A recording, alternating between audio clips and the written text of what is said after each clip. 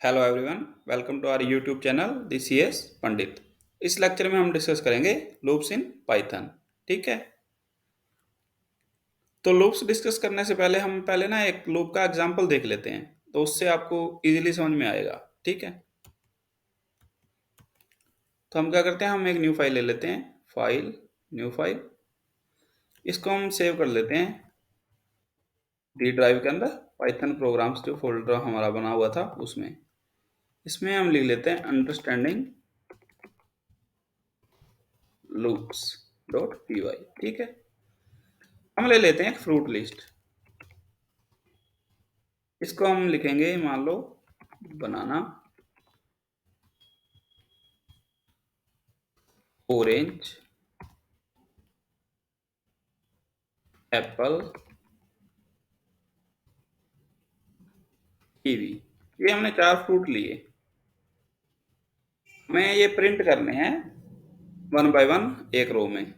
ठीक है, तो या तो हम ये लिख सकते हैं इसमें, प्रिंट फ्रूट लिस्ट 0।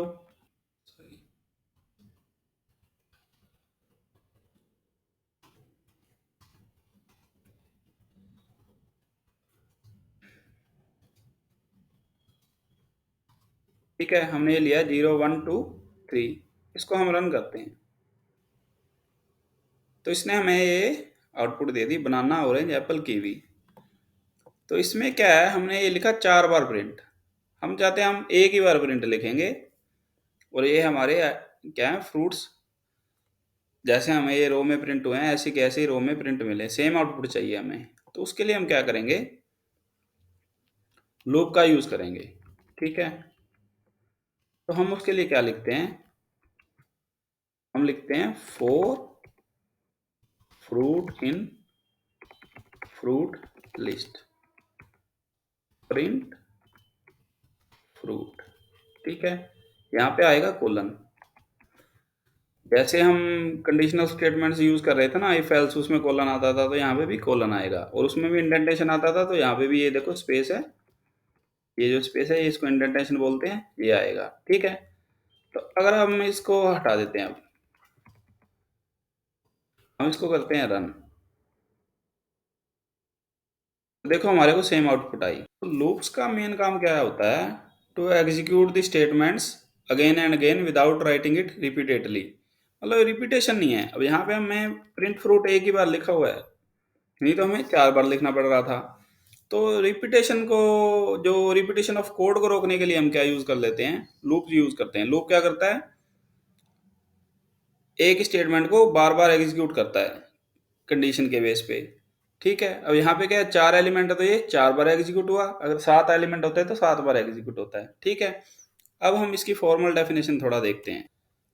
तो यही है, a loop is use to execute a group of instructions. Group of instruction जैसे हमने क्या लिखा है, ये प्रिंट फ्रूट लिखा है, ये एक ही इंस्ट्रक्शन है। इसमें हम मल्टीपल इंस्ट्रक्शन लिखेंगे तो उनको इकट्ठा भी एग्जीक्यूट ये करेगा। ठीक है, ग्रुप ऑफ इंस्ट्रक्शन और block of code multiple times. तो यहाँ पे कितनी बार किया है, 4 बार किया। तो लूप वही है, to execute a group of instructions और block of code multiple times without writing it repeatedly. हमने रिपीटेशन तो नहीं की ना प्रिंट की, प्रिंट हमने एक ही बार लिखा, तो ये होता है loop. The block of code is executed on a certain condition. ठीक है, तो एक कंडीशन के बेस पे एग्जीक्यूट होता है। यहाँ पे कंडीशन क्या है, जब तक ये इस लिस्ट में एलिमेंट है तब तक ये चलेगा। यहाँ पे 4 एलिमेंट थे तो 4 ही बार चला ना ये। और वैसे बाद में हम वाइल लूप करेंगे तो उसमें भी आपको कंडीशन ये अच्छी तरह क्लियर होगी, हम अपनी कंडीशन कैसे देते हैं। यहाँ पे कंडीशन क्या काम कर रही है, ये उतनी बार ही चल रहा है जितनी बार, जितने इसमें फ्रूट लिस्ट में एलिमेंट है। ठीक है, loops are the control structure of program. तो ये कंट्रोल स्ट्रक्चर, इनको भी कंट्रोल स्ट्रक्चर बोला जाता है। ठीक है, तो पाइथन के अंदर क्या है, 2 लूप हैं, फॉर लूप, वाइल लूप। हम पहले क्या देख रहे हैं, फॉर लूप। ठीक है, a for loop in Python is use to iterate over a sequence. तो एक सीक्वेंस के ऊपर इटरेशन करता है। इटरेशन का मतलब किसी, क्या कहते हैं, सीक्वेंस के एलिमेंट को वन बाय वन एक्सेस करना। जैसे हमने ये लिखा हुआ है फ्रूट इन फ्रूट लिस्ट, तो ये इसको वन बाय वन एक्सेस करके इसने प्रिंट किया ना, पहले एप्पल कर दिया, फिर बनाना कर दिया, फिर चेरी कर दिया, तो इसी को इटरेशन बोल देते हैं। ठीक है, और सीक्वेंस क्या होते हैं? लिस्ट है, टप्पल है, स्ट्रिंग है। ठीक है, और एक रेंज फंक्शन होता है। रेंज फंक्शन में से मैंने लास्ट लेक्चर में कवर किया है। अगर आपने रेंज फंक्शन आपको क्लियर नहीं है तो पहले आप उसको लेक्चर को चेक कर सकते हो, क्योंकि जो लूप्स होते हैं ना उसमें रेंज फंक्शन का बहुत ज़्यादा यूज होता है। ठीक है, अगर आपको रेंज फंक्शन समझ में आएगा उसके बाद ही आपको लूप्स अच्छे से समझ में आ सकते हैं। ठीक है, तो और iterating over a sequence is called traversal. इसको ट्रांवर्सल भी बोल देते हैं। ठीक है, जो एक बार में एक एलिमेंट एक्सेस करके ये प्रिंट कर रहा है, इसको क्या बोल देते हैं? ट्रावर्सिंग भी बोल देते हैं एलिमेंट्स की। पहले इसने इसको ट्रावर्स किया, फिर इसको किया, फिर इसको किया। ठीक है, और ये जो फ्रूट लिख रहे हैं ना, ये कुछ भी लिख सकते हैं। यहाँ पे सिर्फ एफ लिख देते तब भी चलेगा। और ये फ्रूट लिस्ट है, ये तो हमारा वेरिएबल नेम है, ये हमने अपनी मर्जी से ही देते हैं हम। तो ये भी हम अपनी मर्जी से दे सकते हैं। जो यहाँ देंगे वही प्रिंट करना है, तो यहाँ पे वही देना पड़ेगा। ठीक है, अब इसका ना थोड़ा क्या कहते हैं, प्रॉपर सिंटैक्स क्या होता है? प्रॉपर सिंटैक्स इसका यही होता है, जैसे हमने यहाँ लिखा था प्लेस होल्डर वेरिएबल में क्या लिखा था? फ्रूट लिखा था।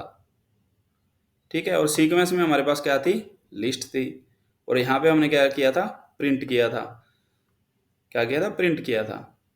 तो जो ये प्लेस होल्डर वेरिएबल है, प्लेस होल्डर वेरिएबल है, ये क्या कह रहा है? Place holder variable is flexible variable that traverse the sequence referencing each element sequentially in each iteration.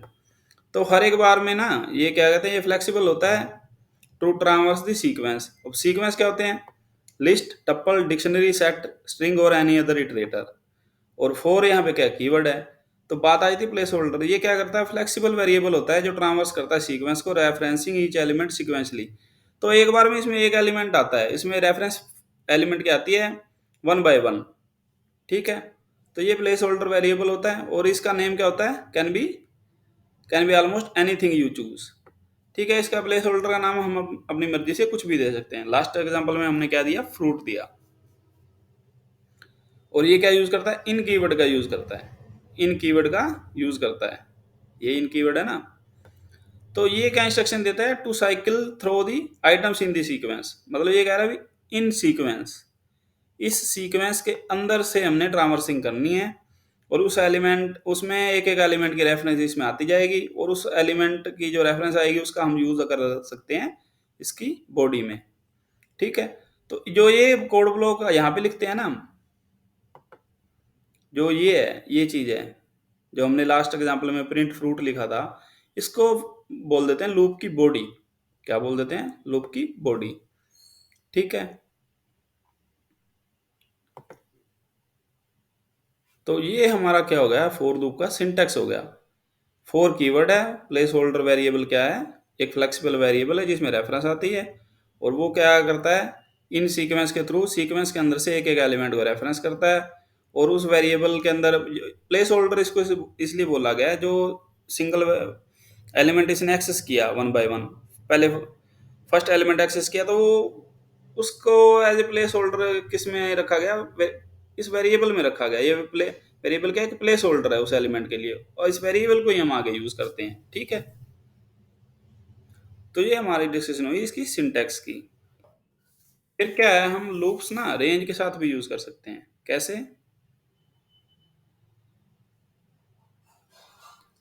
जैसे ना हम ये लिख सकते हैं, रेंज के साथ इसको कैसे यूज कर सकते हैं? जैसे हम लिखेंगे फॉर आई इन रेंज 10, यहाँ पे आएगा कॉलन, हम इसको लिख देते हैं प्रिंट आई। ठीक है, इसको हम रन करते हैं, तो इसने हमें क्या आउटपुट दे दी? 0 से लेके 9 तक। लाल अक्षर में जैसे हमने डिस्कस किया था, इसका मतलब क्या होता है? स्टॉप, और ये स्टॉप उस एलिमेंट से पहले हो जाता है। 10 का मतलब हो गया 0 से 9 तक चलेगा।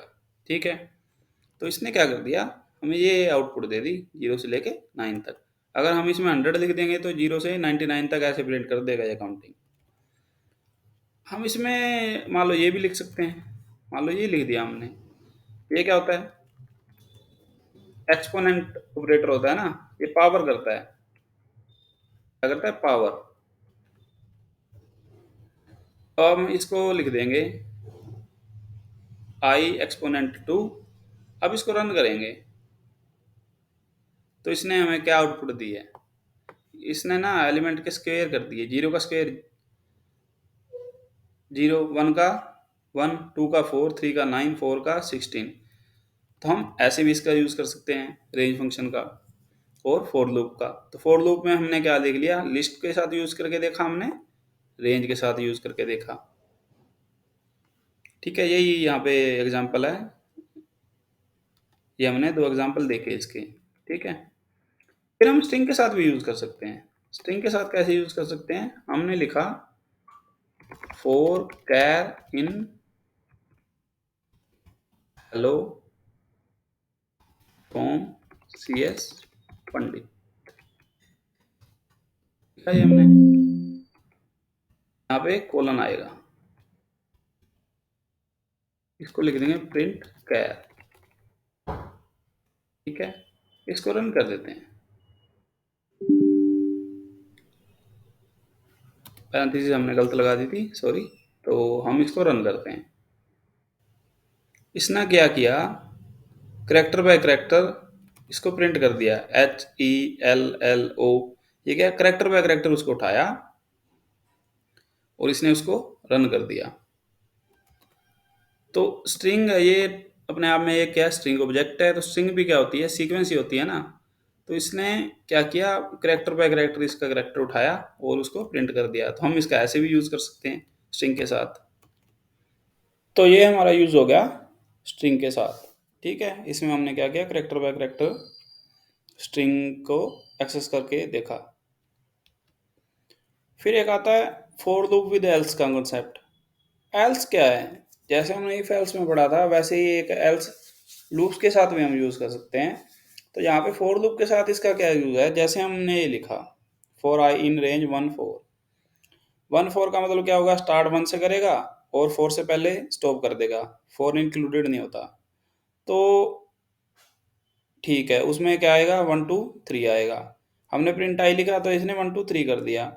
हम चाहते हैं जब कोई भी लूप है हमारा वो खत्म हो ना, उसके बाद एक ये कुछ प्रिंट करे, एक सेंटेंस प्रिंट करे, एक वर्ड प्रिंट करे, जो भी हमारी रिक्वायरमेंट है वो प्रिंट करे। तो उसके लिए हम क्या करते हैं, हम एल्स पार्ट लगा देते हैं। जैसे हमने यहाँ पे क्या लिख दिया, else colon print loop has ended. तो ये क्या करेगा, 1 2 3 इसने प्रिंट किया, जितनी इसकी रेंज थी वो इसने प्रिंट कर दी। अगर 100 तक रेंज होती तो 100 तक करता। उसके बाद इसने क्या प्रिंट कर दिया, लूप हैज एंडेड। वो क्या प्रिंट किया इसने, जो हमने यहाँ पे इसको मैसेज दिया। तो जो एल्स पार्ट है ये किस लिए यूज होता है, the else part is executed if the items of the sequence used in loop exhausts. Exhaust का मतलब वो सारी की सारी आइटम्स हमने ट्रांवर्स कर ली है, एक्सेस कर ली है। अब सारी की सारी आइटम एक्सेस हो गई तो एग्जॉस्ट हो गया, मतलब लूप की सारी आइटम्स फिनिश हो गई। तो उसके बाद क्या करना है, एल्स पार्ट लगाना है। उसके बाद हम ये लिख सकते हैं लूप हैज एंडेड। तो कभी अगर हमारी ऐसी रिक्वायरमेंट हो, अगर लूप खत्म होने के बाद हमें कुछ स्पेसिफिकली प्रिंट करना है तो हम एल्स पार्ट का इस तरह से यूज कर सकते हैं। ठीक है, जैसे हम यहाँ भी अगर लिख देते, इसी एग्जांपल में अगर एल्स लिख दें हम, तो प्रिंट लिख देते हैं, हम लिख देते हैं all characters in string accessed. ठीक है, इसको हम रन कर देते हैं। तो इसने क्या दे दिया लास्ट में, all characters in string accessed.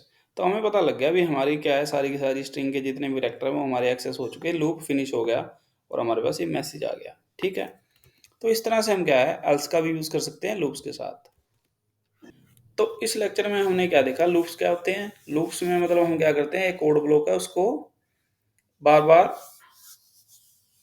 Execute करते हैं विद हेल्प ऑफ लूप्स। ठीक है, उसमें हम लिखते हैं एक बार है और एग्जीक्यूट उसको बार बार कर सकते हैं विद हेल्प ऑफ लूप्स। और उसमें हमने ये फॉर लूप के लिस्ट का एग्जांपल देखा, फ्रूट लिस्ट का एग्जांपल हमने देखा, और इसका सिंटेक्स क्या होता है वो देखा, प्लेस होल्डर वेरिएबल होता है टेम्परेरी रेफरेंस रखता है। और इस साइड क्या आती है, सीक्वेंस आती है। सीक्वेंस कुछ भी हो सकती है, टप्पल हो सकता है, लिस्ट हो सकती है, स्ट्रिंग हो सकती है, ठीक है। और फिर उसके कोड ब्लॉक में हम इसके जो प्लेस होल्डर वेरिएबल का यूज़ करके फोर की जो बॉडी होती है उसमें क्या करते हैं, प्लेस होल्डर वेरिएबल का यूज़ करते हैं और उसको प्रिंट कर सकते हैं, उस पर कैलकुलेशन कर सकते हैं। प्रिंट का मतलब ये हो गया, जैसे हम आई प्रिंट आई कर रहे हैं रेंज फंक्शन का यूज़ करके, तो ये 0 1 2 3 4 कर रहा है। और यहाँ पे हमने क्या लिख दिया, आई एक्सपोनेंट 2, तो हम इस पे कैलकुलेशन भी कर सकते हैं इसकी बॉडी में। ये क्या होती है, बॉडी होती है, जो एक कॉलन के बाद आती है, इंडेंटेशन में हम देते हैं, बॉडी हो जाती है उसकी, लूप की। तो हम क्या कर सकते हैं, प्लेस होल्डर वेरिएबल है जहाँ पे आई है, तो इस पर कैलकुलेशन भी कर सकते हैं। फिर हमने देखा हम स्ट्रिंग के करैक्टर बाय करैक्टर भी हम इसको पिक कर सकते हैं, ठीक है। लास्ट में हमने देखा इसमें क्या हम कर सकते हैं, एल्स का यूज़ कर सकते हैं, जो यह इंडिकेट करेगा भी लूप हमारा खत्म हो गया। लूप खत्म होने के बाद हमने लास्ट में कुछ प्रिंट करना हो, कुछ और करना हो, तो हम एल्स ब्लॉक में कर सकते हैं, ठीक है। तो ये हमारी डिस्कशन थी लूप्स की, ठीक है। अगर आपको ये वीडियो अच्छा लगा तो आप इस चैनल को सब्सक्राइब कर सकते हैं। तो मिलते हैं नेक्स्ट लेक्चर में। Thank you.